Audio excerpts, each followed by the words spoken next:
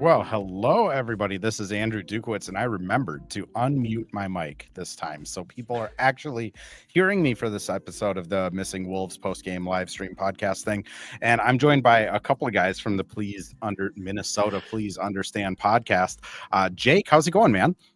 I'm good. How you guys doing tonight? I'd say no complaints, but there's a couple. Phil, how are you though, man? I'm good, man. I'm good. Tough to come on after kind of a brutal second half, but excited to talk Wolves and look at this playoff picture going forward.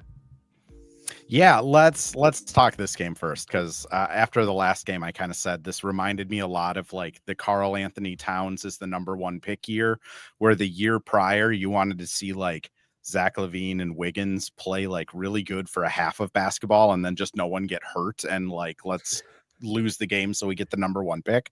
This game kind of felt that way too, where it was like a good first half and then just the wheels came off in the third quarter. They end up losing 122-108. The defense fell apart. Offensive rebounding was a big problem for them. I guess I'll just start with you, Phil. Like, is there anything you can learn from a game like this? Man, it's tough. I think like the one thing I saw in the second half was like they were making every three. We couldn't make a three. Turnovers. I don't know. Like as far as like learning something, I just want guys playing well going into the playoffs. I see if you just look at, stats wise, Julius had a nice offensive night, but really after that, like Dante and Nas both had pretty bad nights, and Nas especially, he just kind of looked out of it. And I think going forward into the playoffs, you want those guys playing well. And so that's kind of what I'm looking for going forward here, besides, obviously getting healthy. Yeah, Jake, same question to you. Like anything you're taking from this game at all, or just kind of chalk it? No, just kind of chalking. It's just as long as we're staying as healthy as we can, it still seems like Nas is obviously still has that bum shoulder that's really affecting him.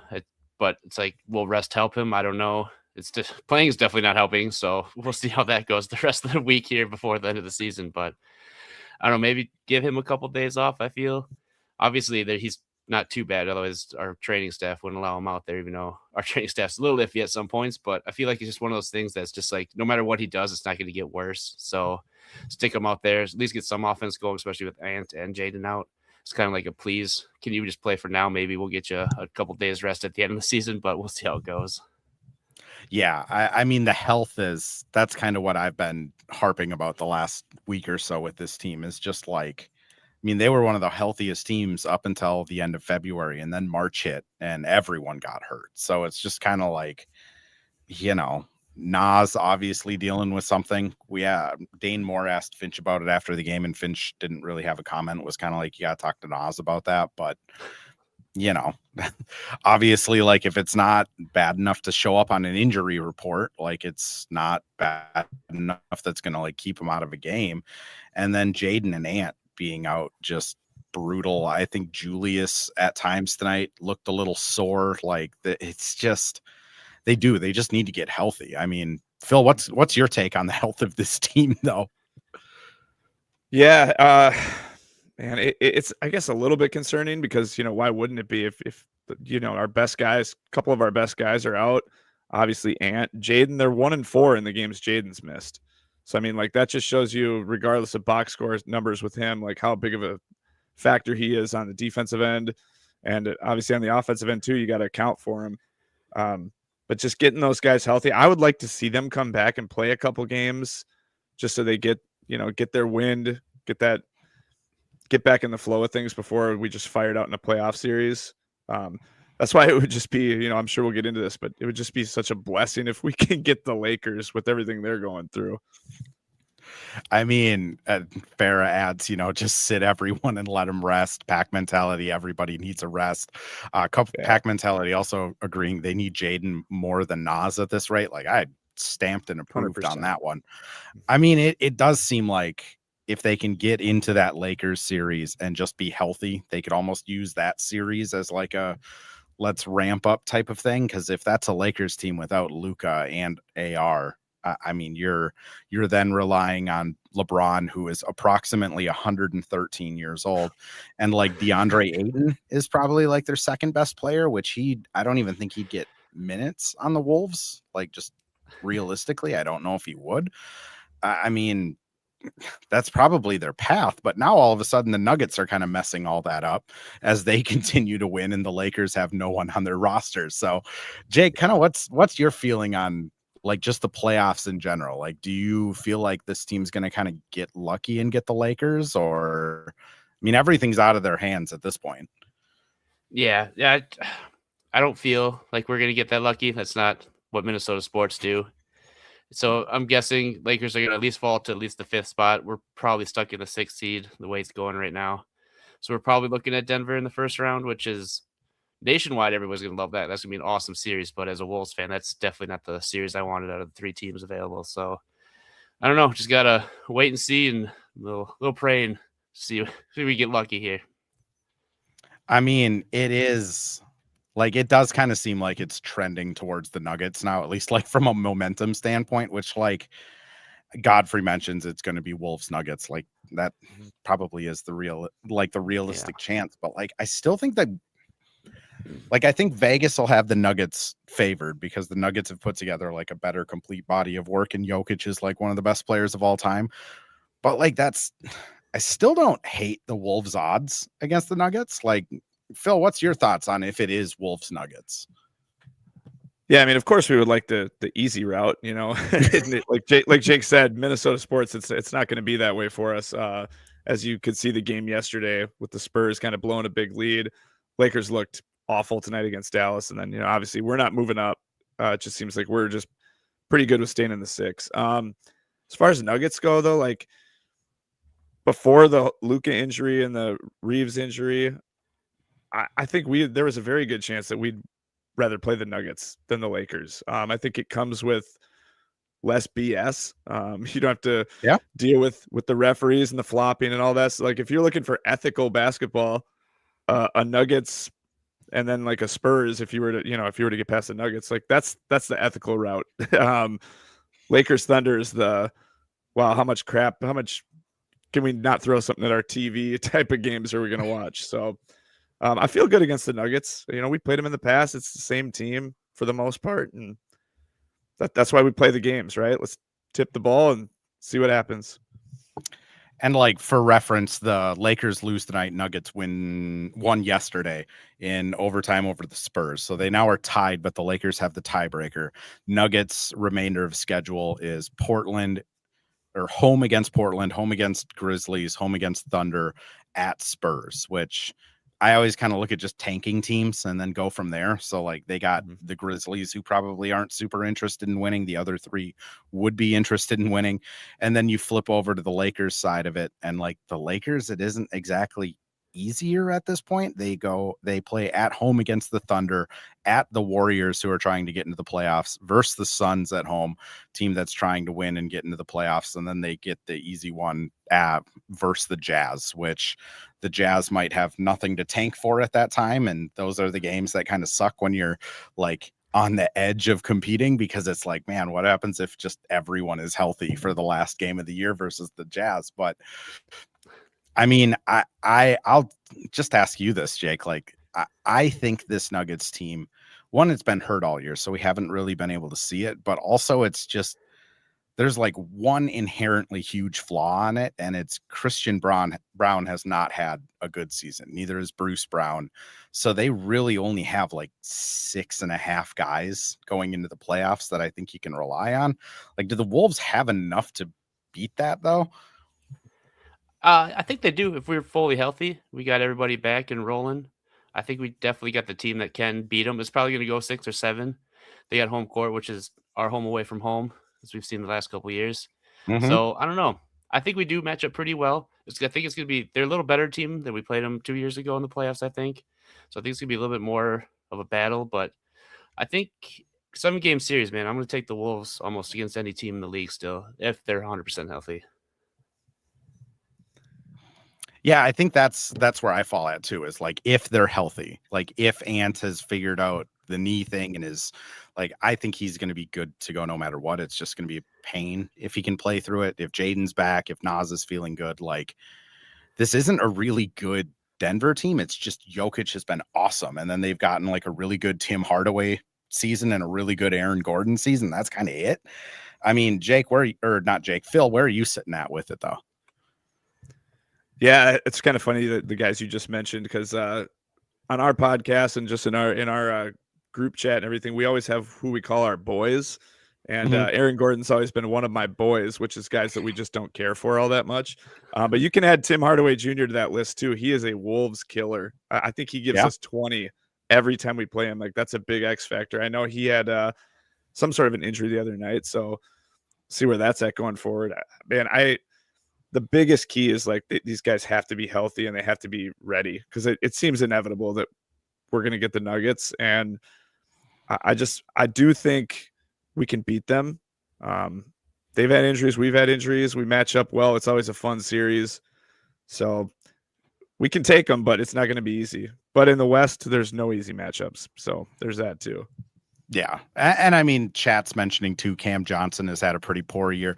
Like, it's been weird. He's had like a couple good months and then a couple horrible months. So like, if you're just looking at it, it's like shooting 40% from three and like putting up his career averages, but it's so Jekyll and Hyde with him that it's been just weird. Also, another one of, the guys that just murders the Wolves every game, Valanciunas plays on that team. And like, he has not been good all season, but that guy is going to have major minutes in the playoffs just because he murders the Wolves. I don't understand it. He's always trying to start a fight. Always. But like, again, theoretically, quote unquote, like pack mentality, we were thinking about the exact same thing. Oh, never mind. You said you're not even worried about Jonas. Never mind. We're completely different wavelengths.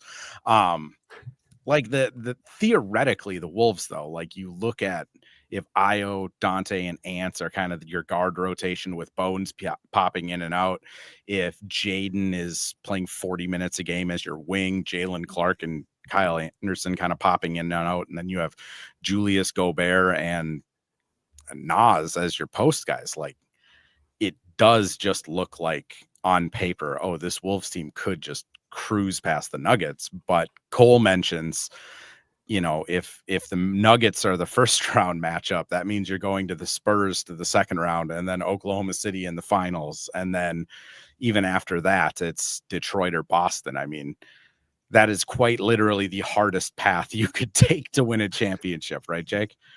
Yeah, that is quite the gauntlet you would have to run if that is the way we have to go. We have to get lucky, and hopefully somebody would knock off the Spurs or somehow the Thunder, which probably is not going to happen, but you never know. Once again, we just got to keep praying and trying to get lucky for that one time in our careers of Minnesota sports. Yeah, I've been saying it all year that this team has to do things the hard way. So this would be right in line with kind of their season narrative.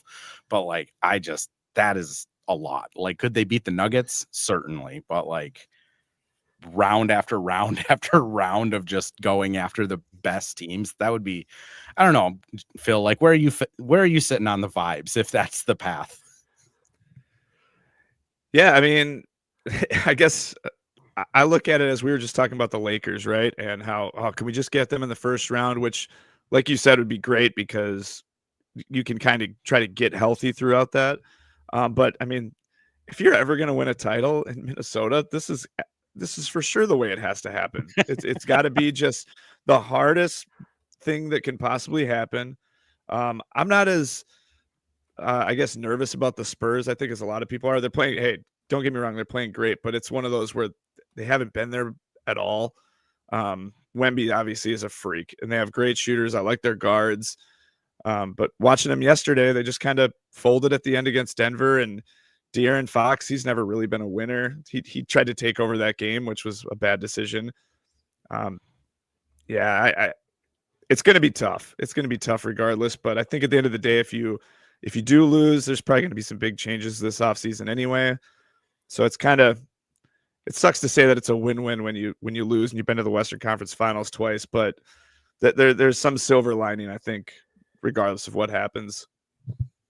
Yeah, I mean, that honestly, that's kind of the truth is if if they're going to win a championship, this would be the most Minnesotan way to do it humanly possible. Like there's no other way that this should happen. So there's some hope there. But then the other side of it is like, if you can beat Denver fairly quickly, like if you can take care of them in 5 or 6, let's just say, and then you go on to the Spurs and it's like Harper and Castle really haven't been there. Keldon Johnson's a vet, but hasn't had a ton of playoff run. De'Aaron Fox hasn't had a ton. Harrison Barnes has been there a ton of times, but isn't the same guy. I mean, Champagny, like, and Wemby's going to be relied on to play like big minutes, which he hasn't really had to do yet in his career. So there's like all of these little like things that you can point to and be like, well, that might be a problem, which I mean, if they can get past the Spurs because the Spurs just aren't ready, then it's like you're a Shea twisted ankle away from being in the finals, which sometimes that's all it takes, right, Jake? Yeah, that is. We got that with Curry last year, so hey, anything's possible. That's true. I mean, that's just what's crazy with the like.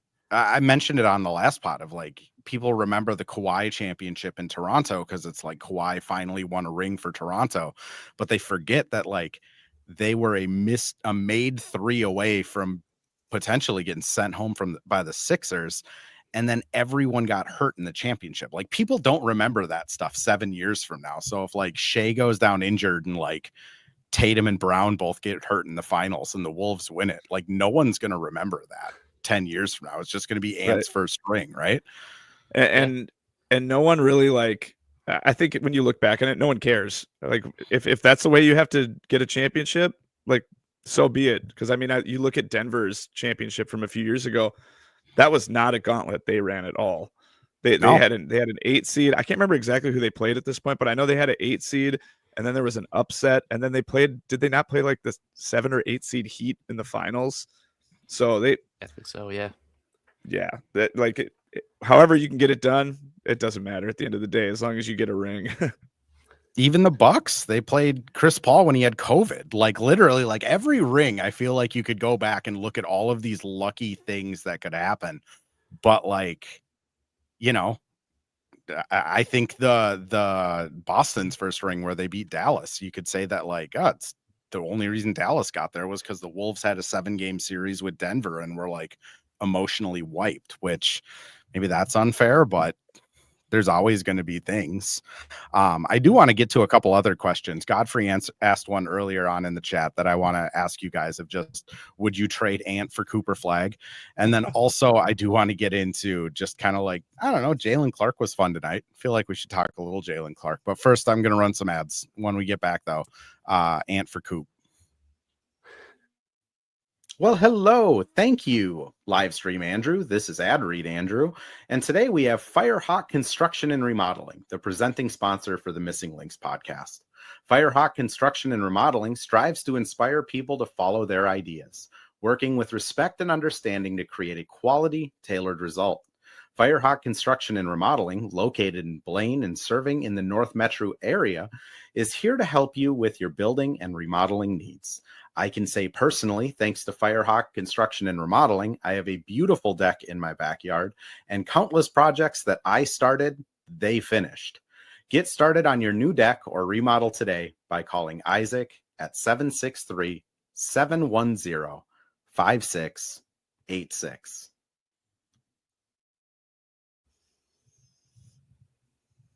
And we're back with another ad read. This time for Pence Homes, the presenting sponsor of Hitting the Hardwood Network. From the best tools and technology to transparency throughout the entire process, Nate Pence and the Pence Homes team is the top choice for buyers, sellers, and is proud to support you and your home ownership goals. Get started today by calling 612-308-1122 or by emailing info@pencehomes.com. All right, we're back, guys. So I'm just gonna pose it to you, Phil, first. Ant for Coop. What are your thoughts? Can I just keep it simple and just say no? Like, I mean, if you want to. Look, hey, Cooper Flag, he's awesome, right? Like he's playing well, good for them. I think it's little bit of BS that he ended up on Dallas, but that's another story. I'm not trading Ant, man. Like, he is just, it's not just the play on the court. It's the personality. It's everything that comes with it. The interviews. I don't know. Like, he's just the man. Like, it sucks that he's hurt right now. We want him healthy, but if he's healthy in a 7-game series, I think that's what gives a lot of Wolves fans hope. Like, he can carry you. And we haven't had a guy like him come around here in like a long time, especially for the Wolves. So no, I'm not trading him for anything. Jake, Ant for Coop? No, I'm not trading Ant for the entire Dallas Mavericks team. So that's not a possibility. Also, what do you want? What do you think Flake's going to be? One of the top players in the league for a long time coming. He's young. That's what you have. That's Anthony Edwards. Yeah. So I don't know what the trade would be for. Maybe you think he has a higher future, but I think Ant still has another step he can take still too. So no, Ant's the untouchable on this team, and that ain't never going to change. And if I can add to that, like Ant just like, look at all the stats that pop up. It's like, oh, he's the youngest to do this. He's the youngest to do this. He's on the list with like the LeBrons and Kobe's and Michael Jordan and all these names. It's like, hey, Cooper Flag he could get there. He has a long way to go to that. He's only a rookie, but Ant's already that guy, and he's 24 years old. So yeah. I mean, I just, like, Ant is already, I think I would put him as the 5th best player in the league now. Like, I had him at the 6th for a little while. I think I'm comfortable moving him ahead of Tatum, post-injury Tatum for the time being. So it's like, when you have that guy, it just, you don't find that guy. Like, even KG, when he won his MVP, like, you could still look around the league and make an argument that KG wasn't the best player in the league that year. He had the best season, but like, you have Shaq, Kobe, Tim Duncan. Like, I don't think Minnesota's ever had like this caliber of guy where it's like, just by him breathing, they are in the championship conversation every season, which, I mean, you look at even like his draw of players that want to come play with him. Like, we've never had a guy where Giannis is like, yeah, I want to play with Anthony Edwards. Like, that was never happening for Jarrett Culver or Al Jefferson or any of those guys. Like, it just wasn't. So I'm pretty firmly in the you keep Ant until the wheels come off conversation. But I mean, it would be interesting. Coop's going to be really good. Knippel, got to see him tonight. That was, maybe a little lackluster. Mike Conley locked him up. That was fun. How was your guys' Mike Conley experience tonight? that was awesome. He came out firing, got some buckets, and he shut down Con. So all around, good night out of him. I'll take it. Yeah. I think I saw a tweet. I can't find it right now, but I saw a tweet about like the Mike should have a career high to show Charlotte what they missed out on. I don't know who sent that tweet, but that was great. Mike, I don't know if he's gotten it yet. I didn't have a chance to ask him yet, but he is going to be getting a Charlotte Hornets Mike Conley jersey to hang in his living room or man cave or whatever. So, I mean, they're missing out on him. He shut down the whole team. I would argue he was the best player tonight, which, I mean, the other guy I did want to just touch on briefly is just Jaylen Clark. Like, how good was it to see him just make shots? I mean, he has been in a bad shooting place for a while. Yeah, actually, and to go along with Jaylen Clark, because I was surprised we didn't see him a little bit earlier. Do you know anything about why Terrence Shannon didn't play more? I was expecting him to play some pretty heavy minutes tonight, especially knowing like that up and down pace that Charlotte likes to play with. Yeah, I'm not too sure. Literally, no clue. Bizarre. That's Finch being Finch. We never know what's going to happen. Classic. Night in or night out. Yeah, it is weird because we didn't really see him at all. And I mean, he finished the night without a stat in 4 minutes. So I thought he looked fine. I mean, again, I'm not going to sit here and like pretend to know why he didn't get minutes. But like, the other thing I would say is like another really good Johan performance. Like, even though it's garbage time, like, man, that guy is going to be. Yeah, that guy is going to be fun next year. Yes, can't wait for that. I'm excited to watch him play too. I would assume he's going to be in summer league. Like if people haven't come down to summer league or never made that trek, Vegas in June sucks. So just forewarning, that's terrible.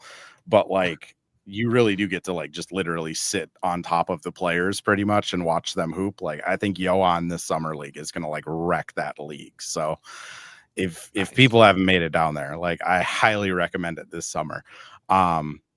Jake, I think the last thing I just wanted to touch on was just, like as this season has gone on, and since I'm not going to be able to talk to you guys again until like the playoffs, like how are you going to remember the regular season of this team? Oh man, I have been hating on this regular season team since like day one. Perfect. It's a perfect question for him. Yeah, it's just it's been such a frustrating season, man, all year. Where I've just lost hope so many times, but then there'll be a streak where I kind of get the hope back, and then they immediately turn it around and just punch me right in the throat for even thinking that this team was going to be good. But it's just I don't know. I'm always going to believe in them. It's just what we saw in the season. I think 6 games are out in the playoffs, but I know they can flip the switch always, and we all have Ant and we'll be healthy. So I don't know, but I will remember the season as being one of the most frustrating seasons I've ever lived through in Wolves history because the potential was championship, and now we're just sitting here at the 6th seed. Like, well, what do we do? I guess we didn't care about the season, and now we're sitting here in the 6th seed, and we wonder why. What's wild is like I frequently remember like the 99.9% win percentage they had against Phoenix and Sacramento that they vomited all over themselves and lost those games. And it's like, man, they'd be the 3 seed if they just won those 2 and like took the Nets seriously. Like turns out those are kind of important. Frustrating. Yeah, right there with you. Phil, what are you going to remember about it? Yeah, I mean, he pretty much took the words right out of my mouth, man. It's been a frustrating year, it's weird because I kind of wonder like what goes on in their minds too. Like, yeah, they haven't won a championship, but you see like the competitive nature in which they play against like the Spurs, Nuggets, Thunder. Every time you go into those games, and you know that those are teams you're going to see in the playoffs, so you know that they're up in the level. They've been to the playoffs however many consecutive years now, including the 2 Western Conference Finals. So you see that competition, you see that level of play, and I just wonder if they're just bored.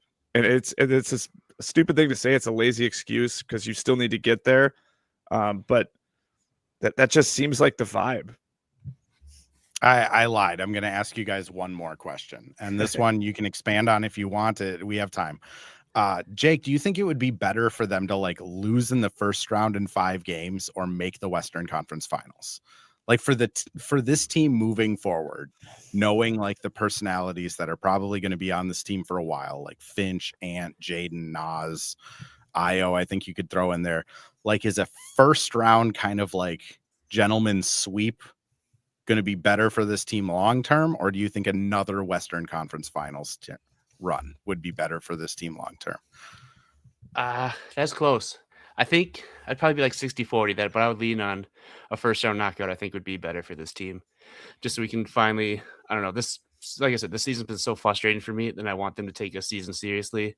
So I think if make this big trade, we got to up the roster, get it all figured out, get guys on this team that's going to be playing every single week and every single game. If it's Charlotte or if it's Memphis or anybody, I don't care. I want these guys playing. So I think a first round exit would be a nice little wake up, and then I think it'd also give an excuse for Tim to go out and make whatever deal he wants to make at whatever price at that time too. Yeah, Phil, I'll throw it your way.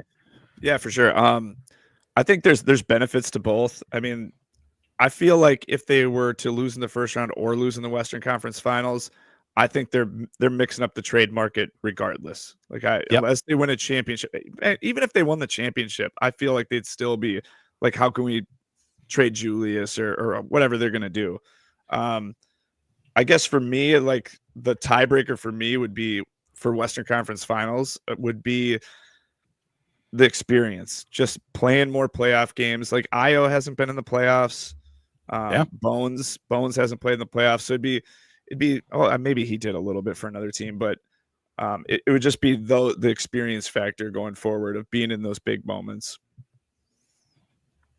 I ask the question because I find it so interesting because like it is literally like a 50-50 split between the fan base of people that are like, It is. nope, I want them to fail miserably so they can learn their lesson. We can move on from players and we can like get on the right track.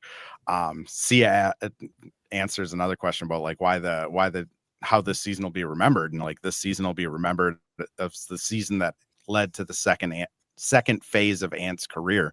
Boy, that was a tough one to get out. But like, I think it's just how you get there, right? Like, I do think a first round exit, you know, Finch is probably starting next year on the hot seat. I think Ant is kind of on the hot seat of like, hey man, like you can't go in as a 6th seed again. Like you can't just get knocked out. But then also if you make 3 Western Conference Finals trips, like I think that puts you in a different like echelon of respect where you probably get better free agents and things like that. And like you said, Phil, like Bones has not really been in any notable playoff games. Io has never played in the playoffs. Like, even if you're looking at guys like, you know, Julius and Dante, like they've made a few runs. Dante won a ring with Milwaukee, but like they can always use a little bit more battle hardening. Not necessarily saying they're going to be on this team forever, but like it's just so interesting to me how there is that split between like diehard fans that are like, you know, do you take your medicine all in one gulp or do you just kind of like sip at it a little bit?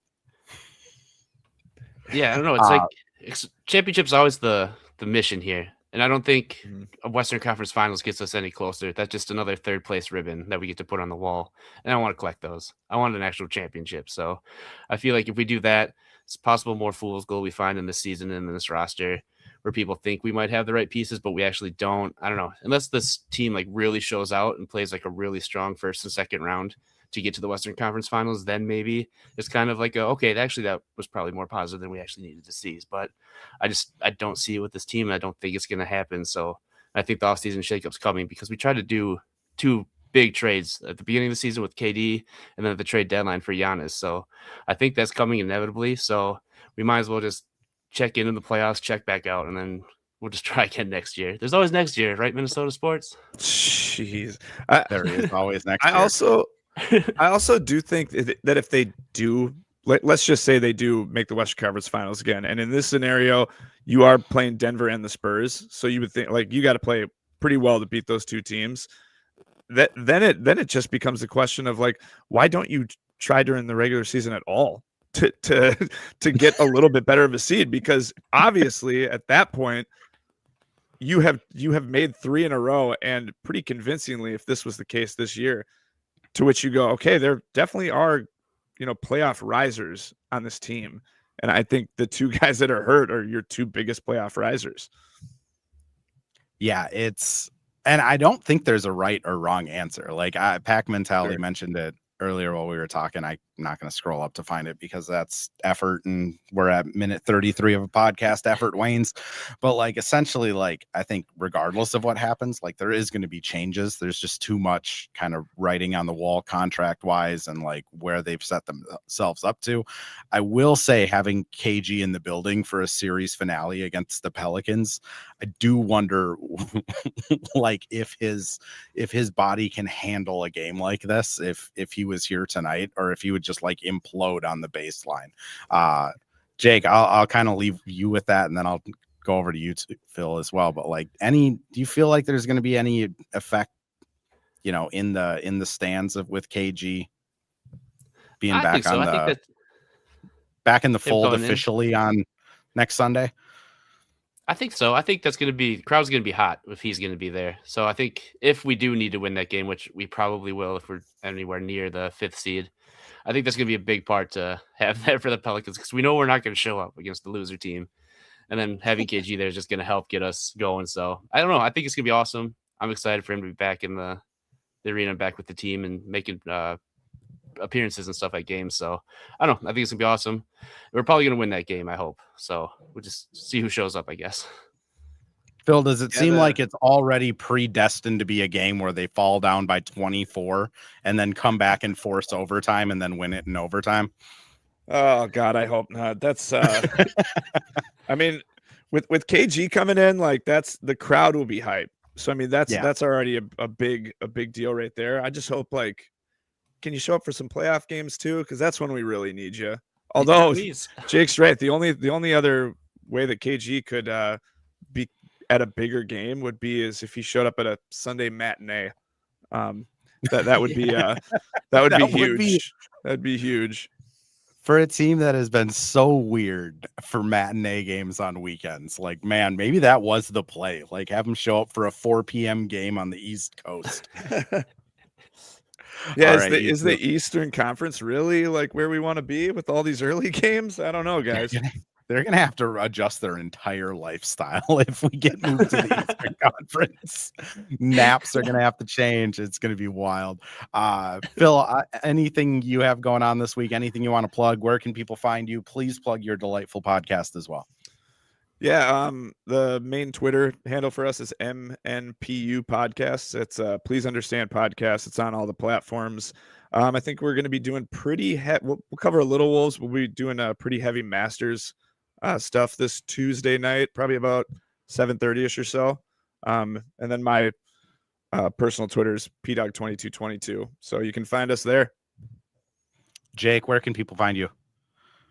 Yeah, that's pretty much the same. Others on TikTok too. Same for the pod. It's the Please Understand Pod on TikTok. We do little clips from our pod on there weekly. So otherwise, you can find me just on Twitter. That's usually where I'm at the Jake Ulrich. Well, I will apologize in advance for all of the Twins coverage you guys have to do over the summer, because that is going to be brutal. Thank you guys so much for coming on. Yeah, you guys can turn into a WNBA podcast. That'll be fun, hopefully. We might have to. I'm definitely in for that. All right, guys. I appreciate you coming on. For anyone who came into the live stream a little bit late, this does get posted up on YouTube and X as soon as I end the stream here. You can also find it tomorrow morning. That would be the 6th, Monday the 6th, not the 6th Monday, at 7 a.m.